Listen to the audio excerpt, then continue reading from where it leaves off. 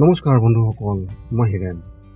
আজি আপোনালোকক এই ভিডিঅ'টোৰ জৰিয়তে এই 2024 বৰ্ষৰ অক্টোবৰ মাহটোত বৃষ ব্যক্তিসকলে কেনেদৰে ফলাফল লাভ কৰিব তাৰে সম্পূৰ্ণ তথ্য আপোনালোকক এই ভিডিঅ'টোত আগবঢ়োৱা হৈছে।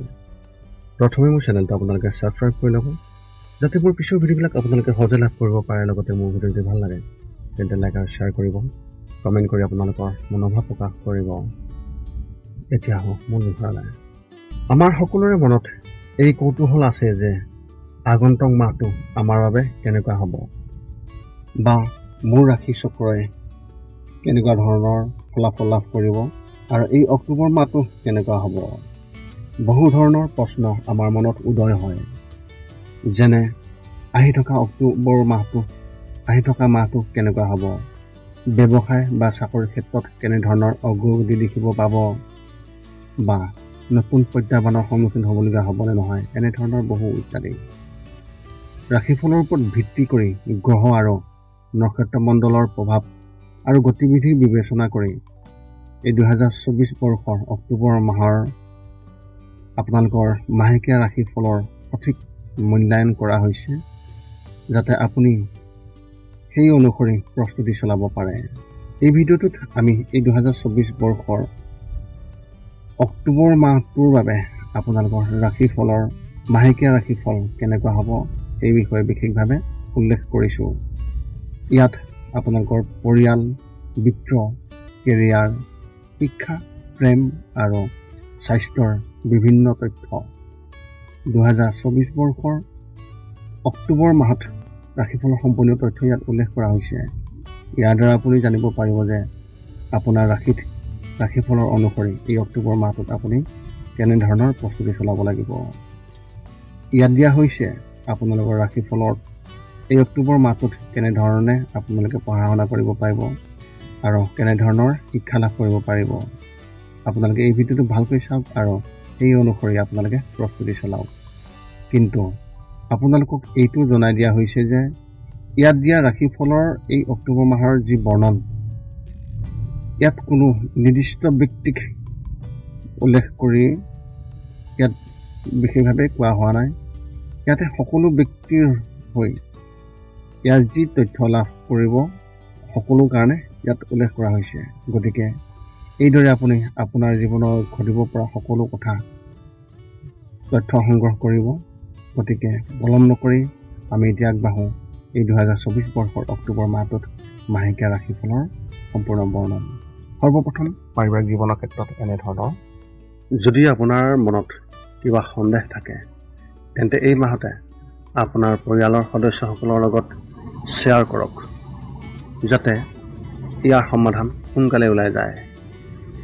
আপুনিও আপোনাৰ পৰিয়ালৰ সদস্যৰ প্ৰতি আৱেগিক মনোভাৱ গ্ৰহণ কৰিব পাৰে। আপুনি আপোনাৰ পিতৃ মাতৃৰ পৰা সম্পূৰ্ণৰূপে সমৰ্থন পাব আৰু তেওঁলোকেও আপোনাৰ বাবে বিশেষ কিবা এটা কৰিবলৈ চেষ্টা কৰিব। মাহৰ তৃতীয় সপ্তাহত আপোনাৰ ককা আইতাৰ স্বাস্থ্যৰ অৱনতি ঘটিব পাৰে। সেইবাবে এওঁলোকৰ বিশেষ যত্ন লওক আৰু যিকোনো ধৰণৰ ভ্ৰমণৰ পৰা আঁতৰি থাকক। লগতে ঘৰত বনোৱা পুষ্টিকৰ খাদ্যহে আপুনি গ্ৰহণ কৰিব। ব্যৱসায় আৰু চাকৰিৰ ক্ষেত্ৰত এনেধৰণৰ।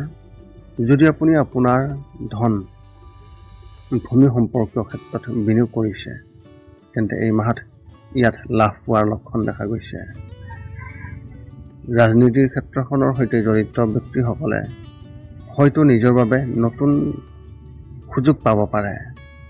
ব্যৱসায়ত আপোনাৰ নতুন চুক্তি হ'ব, কিন্তু যিকোনো আৰ্থিক সিদ্ধান্ত লোৱাৰ আগতে আপোনাৰ বয়োজ্যেষ্ঠসকলৰ পৰা পৰামৰ্শ লওক। কাম কৰা ব্যক্তিসকলে তেওঁলোকৰ কামৰ সমস্যাৰ সন্মুখীন হ'বলগীয়া হ'ব পাৰে আৰু আপোনাৰ সহকৰ্মীৰ সৈতেও আপোনাৰ কাজিয়া হ'ব পাৰে। আপুনি আপোনাৰ কাৰ্যালয়ৰ ৰাজনীতিৰ পৰা দূৰত্ব বজাই ৰাখক, নহ'লে আপোনাৰ বাবে অতি ক্ষতিকাৰক বুলি প্ৰমাণিত হ'ব। শিক্ষা আৰু কেৰিয়াৰ ক্ষেত্ৰত এনেধৰণৰ।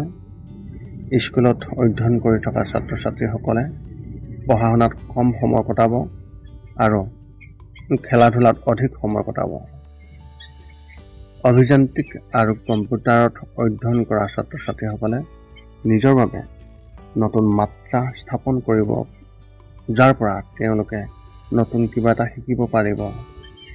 নতুন কিবা এটা চেষ্টা কৰি থাকোঁতেহে আৰম্ভণিতে আপোনাৰ মনটো সন্দেহযুক্ত হ'ব, যদিও লাহে লাহে তাত সফলতা লাভ কৰিব, যিয়ে আপোনাৰ মনটোকো আপোনাৰ মনোবলো বৃদ্ধি পাব, যাৰ ফলত আপোনাৰ মনোবলো বৃদ্ধি পাব।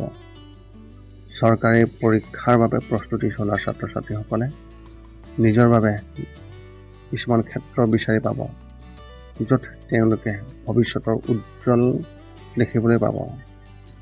কোনো সিদ্ধান্ত লোৱাৰ আগতে ভগৱান হনুমানৰ নাম জপ কৰাটো অতি ফলপ্ৰসূ হ'ব। এতিয়া হওক প্ৰেমৰ ক্ষেত্ৰত। যদি আপোনাৰ বিয়াৰ বহুদিন হোৱা নাই, তেন্তে আপোনাৰ সংগীৰ পৰা কিছু ভাল খবৰ পাব পাৰে, যিয়ে ঘৰত সুখ কঢ়িয়াই আনিব। বাহিৰত আপুনি কোনো কথা কোৱাৰ পৰা বিৰত থাকিব আৰু সঠিক সময়তহে আনৰ লগত শ্বেয়াৰ কৰিব। এই মাহটোৱেই হ'ব আপোনাৰ প্ৰেম জীৱনৰ বাবে সৰ্বোত্তম, আৰু এই মাহটোৱে আপোনালোক দুয়োৰে মাজত কঢ়িয়াই আনিব স্মৰণীয় মুহূৰ্ত। বিবাহৰ বাবে অপেক্ষা কৰি থকা ব্যক্তিসকলে নিজৰ বাবে হয়তো এক ম্লান মনোভাৱ গ্ৰহণ কৰিব। স্বাস্থ্যৰ ক্ষেত্ৰত এনেধৰণৰ মানসিকভাৱে আপুনি আগতকৈ শক্তিশালী অনুভৱ কৰিব আৰু আপোনাৰ মনলৈ নতুন চিন্তা আহিব। শাৰীৰিকভাৱে আপুনি সম্পূৰ্ণ সুস্থ হৈ থাকিব আৰু কোনো ধৰণৰ সমস্যা নহ'ব। মুঠতে এই মাহটো আপোনাৰ স্বাস্থ্যৰ বাবে যথেষ্ট ভাল হোৱাৰ সম্ভাৱনা আছে। কিছুমান সৰু সৰু সমস্যাৰ বাদ দিলে আপুনি গোটেই মাহটো অধিক শক্তিশালী অনুভৱ কৰিব আৰু উৎসাহেৰে ভৰি পৰিব আপোনাৰ মন। আপোনালোকৰ এই মাহত শুভ সংখ্যা হিচাপে 9 আৰু শুভ ৰং হিচাপে আপোনালোকে এই মাহত ধূসৰ ৰং ব্যৱহাৰ কৰিব পাৰে। বিশেষ পৰামৰ্শ হিচাপে, যদি আপুনি আপোনাৰ বিবাহৰ বাবে সম্পৰ্ক বিচাৰি আছে, তেন্তে এই মাহটো কিছুমান সম্পৰ্ক আহিব, কিন্তু সেইবোৰত আপুনি সুখী যেন নালাগিব। এনে পৰিস্থিতিত আপোনাৰ মনলৈ কিছুমান ভুল চিন্তা আহিব পাৰে, যাৰ বাবে আপুনি পিছত অনুশোচনা কৰিব। গতিকে এনে কোনো কাম নকৰিব, যাৰ বাবে পিছত আপুনি লাজ অনুভৱ কৰিবলগীয়া হয়। এই মাহৰ ৰাশিফলৰ বৰ্ণন জনাৰ পিছতো কেইটামান কথা মনত ৰাখিব লাগিব। যিকেইটা কাম কৰিলে আপুনি শাৰীৰিক আৰু মানসিকভাৱে আপুনি অতি সুস্থ হৈ থাকিব আৰু লগতে আহিব লগা সংকট খুব সহজে দূৰ কৰাত সহায় হ'ব। এই 5টা নিয়ম এনেধৰণৰ। 1 নম্বৰ, শৰীৰটো সুস্থ কৰি ৰাখিবলৈ দৈনিক যোগাসন কৰক, য'ত মূলতঃ 10 মিনিট ওমকাৰ মন্ত্ৰ, 10 মিনিট কপালভাতি আৰু 10 মিনিট অনুলোম বিলোম এই যোগাসন জপ কৰিব লাগিব। ইয়াৰ লগে লগে আপোনাৰ শৰীৰ আৰু মানসিক স্বাস্থ্য একেবাৰে নিখুঁত হৈ থাকিব। ৰাতি শোৱাৰ আগতে নিস্তব্ধ আৰু নিৰ্জন ঠাইত 10 পৰা 20 মিনিট ধ্যান ধাৰণা কৰিব লাগে। ইয়াৰ দ্বাৰা 2টা উপকাৰ পোৱা যায়। এটা হ'ল আপুনি ভাল টোপনি পায় আৰু দ্বিতীয়তে পিছদিনা আপুনি সতেজ অনুভৱ কৰে। ধ্যান কৰি থাকোঁতে মধ্যমীয়া শব্দত শান্ত সংগীতো শুনিব পাৰি।